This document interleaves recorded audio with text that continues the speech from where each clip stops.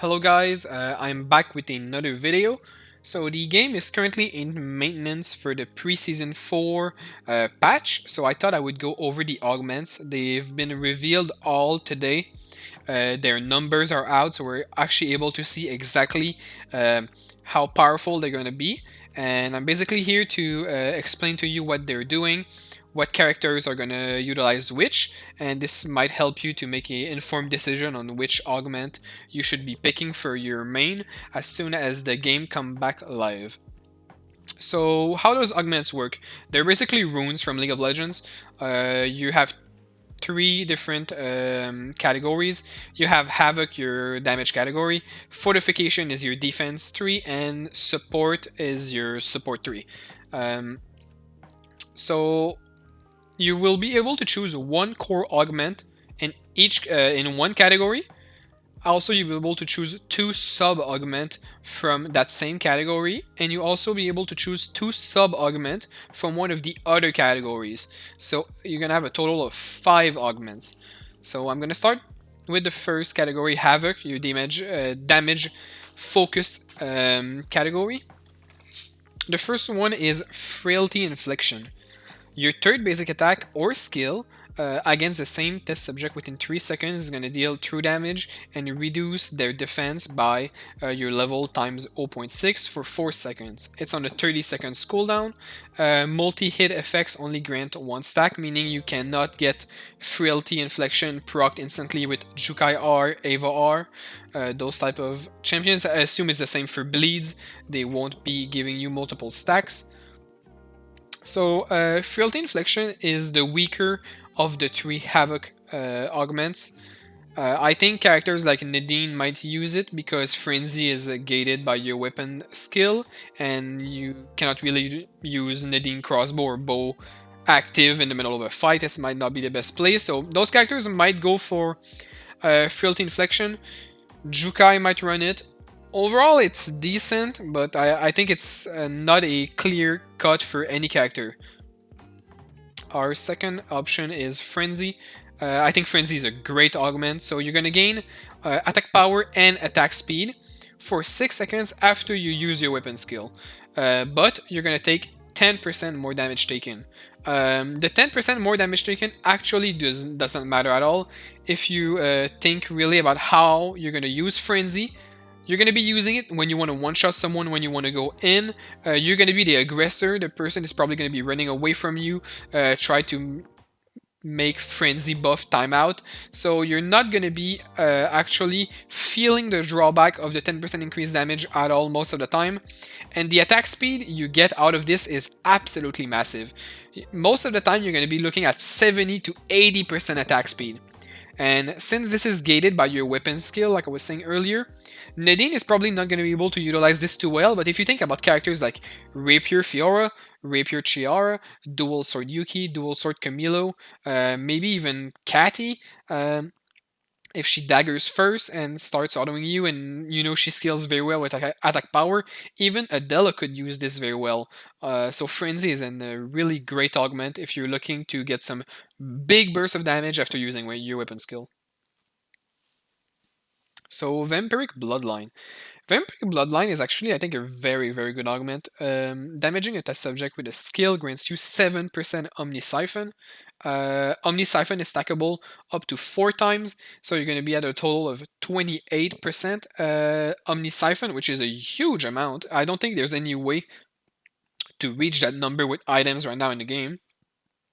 And also, when you reach your 4 stacks, you're looking at a huge amount of skill amplification. Donc your levels times 1.5.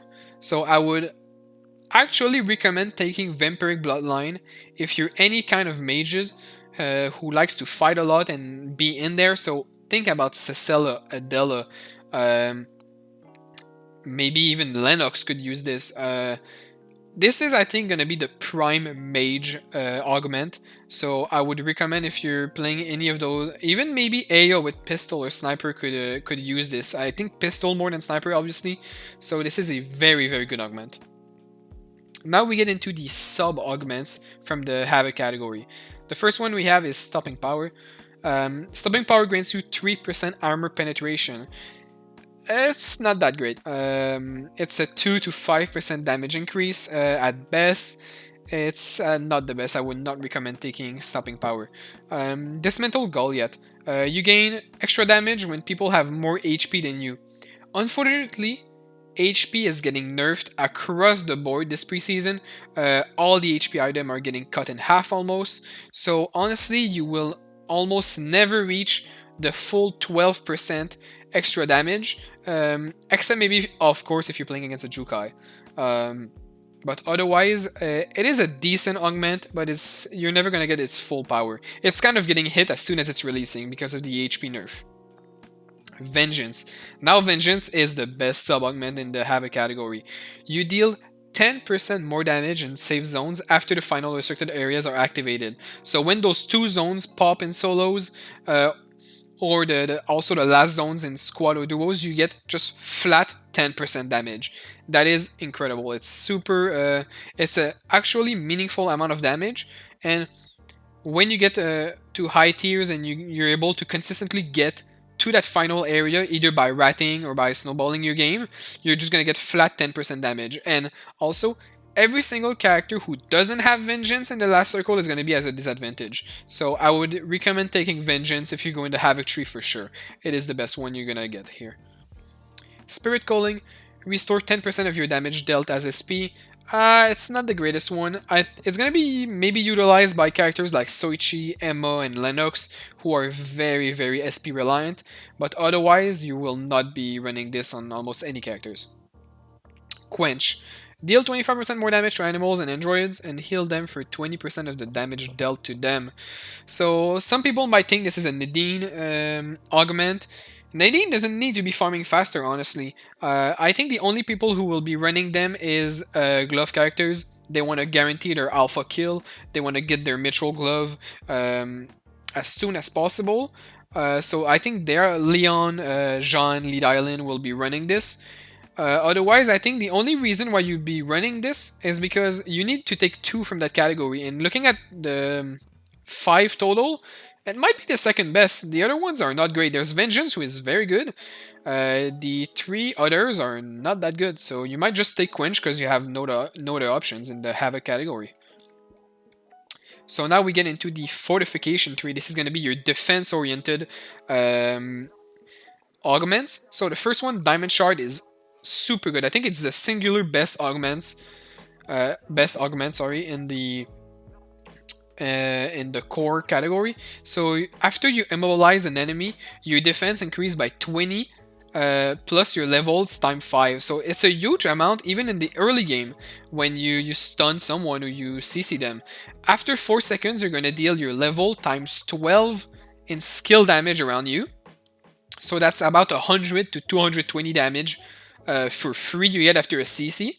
And when the enemy are hit by that explosion, they're going to be slowed for 50% for 3 seconds, and that's on the 30-second cooldown. Just thinking about the characters who can utilize this well, it's making my mind race at the possibilities. Just think about this, right? You're playing Lennox, you hook someone, that might count as your immobilization, otherwise you can just E them. After you get your big explosion of damage, they're slowed, they cannot run away from you, and you just start running them down on Lennox. On Magnus, same thing, you stun them into the wall, you get your explosion of damage, they're slowed, now they're forced to take your takes of W when you're spinning. This is just a great augment overall. It's basically Aftershock from League, with a slow, and added damage. It's really good. Ironclad. Ironclad is not the best, I'm gonna be honest here.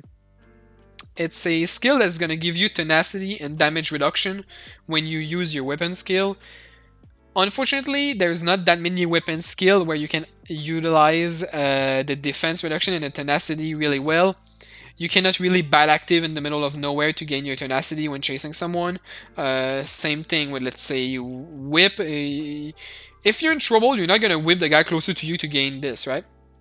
So the only way this is usable is by rapier characters maybe going in, getting their tenacity. I'm thinking about Chiara mainly, so she's harder to get off of you. But if you're Chiara, would you not rather run Frenzy to be able to gain a 80% attack speed or 70% attack speed when you're jumping on someone. So I think it's the defensive version of Frenzy. Is it good? I think it's alright. It's a decent augment. I just think if you're really able to utilize it well, you should probably just take Frenzy. Oblivion Can Wait. So Oblivion Can Wait is your anti-basic attack character. You gain basic attack damage reduction if your HP is low. Unfortunately, once again, it's not a great augment.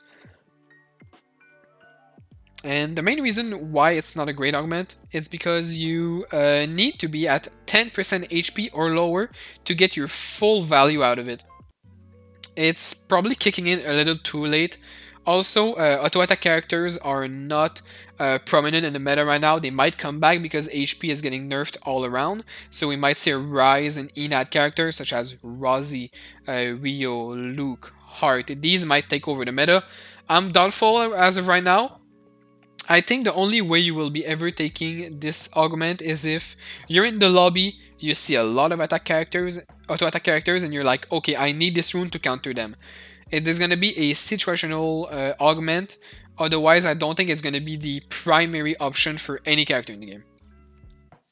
So your sub-augments are, for fortification, are actually pretty good. You have Emboldened, so your defense is increased by a large amount for 3 seconds after gaining a shield or from a skill, or being healed by a skill. That is actually a huge amount if you think about it. It's 20 plus your level times 1.5 for 3 seconds. And this means that when you jump on a Sua, she can shield herself so you cannot CC her, and she gains added defense. If you fight a Sylvia and she swaps from her bike form to her pistol form and she heals herself with her Q, now she gains added defense. There's not that many healing and shields in the game right now, but the characters who can utilize this sub-augments are going to be very happy. This is one of the best sub-augments in the game. It's actually a bit overtuned, I think, so we'll see if it's going to get nerfed in the near future. So Calvacad, reduce damage taken by all players times 3%. So basically how I read this one, it's kind of weirdly formulated. It might have been lost in translation since this is a Korean game and the patch notes are translated every time and sent to us in NA. Basically how I read this is for every player around you, you will gain 3% damage reduction. Now, does it count yourself? If it counts yourself, it's actually pretty decent. It means you're basically guaranteed 6% damage reduction at all time if you're fighting someone. Now, if the player count starts going up, now the value just keeps being better and exponential. If it doesn't count yourself, it's not that great. Steadfast. So Steadfast is your anti-CC augment. Take 10% less damage when immobilized. I think it's decent. 10% is a meaningful number. The only kind of sorry, I'm having trouble formulating my thoughts here, but maybe the only drawback there is to this augment is that it's very rare that you get one-shotted when you're CC'd. Actually, the duration of CCs in these games aren't that long. Usually it's more of the fact that, oh, they're starting their one-shot combo and you're gonna die. It's rare that you actually get 100 to 0 inside of CC, except maybe Adela. So I think to make Steadfast better, what they could have done is when you get CC'd, you get 10% damage reduction for, let's say, 3 seconds. Because if you get stunned in the wall by Magnus, his stun duration is getting reduced even next patch. It's 0.8 seconds level 1. So you're gonna take 10% less damage for not even a second against Magnus. When he's gonna be biking you, you're not gonna be stunned anymore. You're gonna take the full bike damage. So it's alright, but it's not the best augment out there. Dole Blades. Upon receiving a critical strike damage, critical strike damage taken in the next 5 seconds is reduced. This is terrible. Why this is terrible? It's because crit characters are not in the meta right now, and this does not help you against focused impact characters. So characters who utilize Meteor Claymore, Vajra, Weight of the World are still as strong as before. Maybe they could have made it the first crit you receive is reduced a bit, so it would help against Adela with Meteor Claymore, against Chiara, against Bat Magnus, it would help. But as of right now, this is basically just a counter to Crit Yuki. That's all that it is. Um, and the last sub-augment we have in the fortification category is Reinforced Armor. Damage reduction stats item are 30% more effective.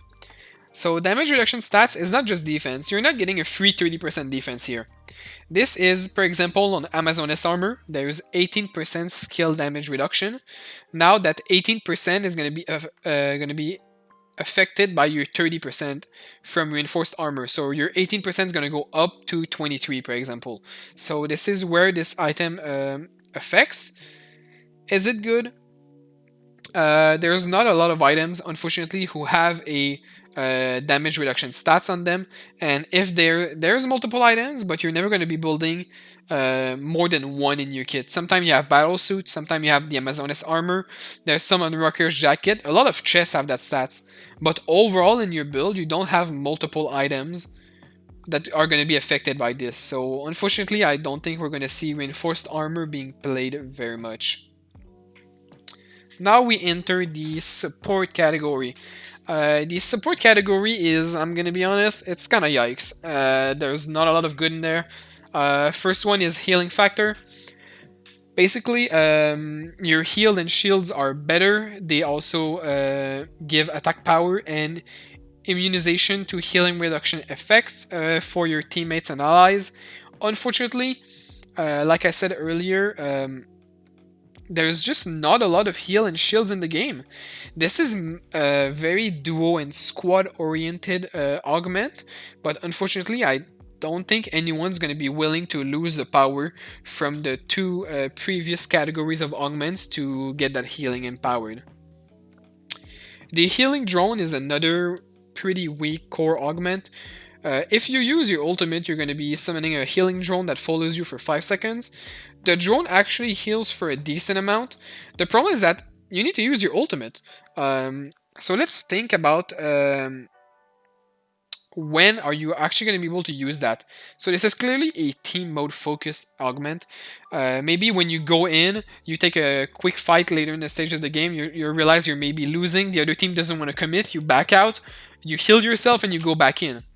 But you need to commit your ultimate for that. So actually, you're never going to be able to use it as utility between two fights, because who's going to be willing to use their ultimate? Now, if it works on characters like Sylvia, Emma, it might be good.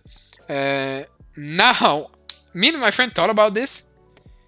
If this stacks on a team, can you be 3 players running healing drone, going in, all ulting at the same moment, and you have multiple healing drones healing all of your team?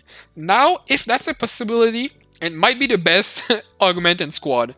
Otherwise, I think it's completely unusable in solos. You will never be taking healing drone. As for Amplification Drone, it's the exact same thing as the healing drone, but you get damage instead of you get increased movement speed and damage when you cast your ultimate. So I think it might be a bit better than healing drone, but overall they're pretty weak augments.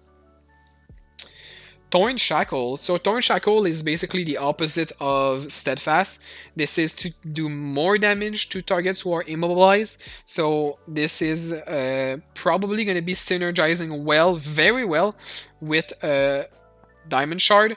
After 4 seconds, you deal an explosion of damage. And here, after you CC them, for 5 seconds, they're going to be taking increased damage. So they will be taking increased damage from your explosion on Diamond Shard. So already there I can see some synergy. So Lennox Magnus players might take Diamond Shard first category and go Torn Shackle in their second category. Decent augment, 7% is not the craziest number, but it's also not a number to scoff at. I think it's a decent augment overall. And now we get into these 4 augments right there are absolutely terrible. I'm not sure what the devs were thinking while making them. Assembly, basically. Using your ultimate gives you a shield. It's the better one out of the 4 remaining. You can get a decent shield later in the game, like a 200 damage shield. But that's about it. The problem is that there's not that many characters who want a shield when ulting. For example, if you play Magnus and you use your bike, the shield is not going to matter much. Um, but there's other characters that it might come in clutch. I'm thinking about characters who have a long cast time on the ultimate. Yonwoo, Yuki, those might utilize the shield better, but overall I think it's pretty weak. Logistics is absolutely terrible. If you're a new player, it might help you if you don't know your food recipe yet. Basically, you're gonna gain one health potion every night, and it's gonna multiply if you're in squad modes. So maybe if you're a new player, you can hop into logistics to help you with your food. Otherwise, it's not usable. The next one is Thea. Increase your vision range at 9 by 2 meters. Um, it's not great, honestly. Vision range is an impactful stat, but the reality of it is that you having 2 meters more, you might be able to spot someone before they spot you, but you're not going to be able to attack them or engage in a fight without them seeing you. The best you can do is probably try to ambush people with it. You're in a bush at night and you see them coming from farther, so you have more time to prepare yourself or things like that, or maybe camping corners at night.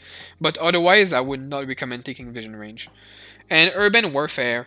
You gain attack power when an enemy triggers one of your trap, and you gain 30% defense if you trigger an enemy trap. If there's an ISOL in your game, you can take Urban Warfare, otherwise never touch that. It's just terrible. So what do I think about the augments so far that we have revealed to us? I think the Havoc category is pretty interesting. I think Frenzy is going to lead to literally some characters are going to be built around this, so that's pretty interesting that we might see some builds dedicated to making the most use out of it. Otherwise, I'm gonna be honest here, there's a lot of them who don't seem to do much. They're very just some small percentage increase in either defense or damage, which I don't mind actually, because I do not want a scenario where, oh, X augment is the best augment in the game. If you cannot utilize this augment, your character is bad. So let's say, for example, Diamond Shard was the best augment in the game by a large margin. If you're a character without hard CC, well, you're not good anymore. So hopefully the dev can manage to balance all of them so we actually have some kind of variety, and you're incentivized to change your augments per game depending on matchups, characters in your lobby, and just overall what's better at a certain point into the game. So if you guys like this video, feel free to like, subscribe, share, whatever all the things that YouTubers usually say. Feel free to comment your thoughts if you have any crazy already theory you crafted on your side of one character could be utilizing X and X combination of augments. I would be very interested to learning what you guys have already prepared if you're planning on jumping into the preseason with planned builds. I will be trying to find the best augment for Magnus, so you can find me on Twitch. My link is in the description to see me play the preseason patch, and I'll see you guys next time.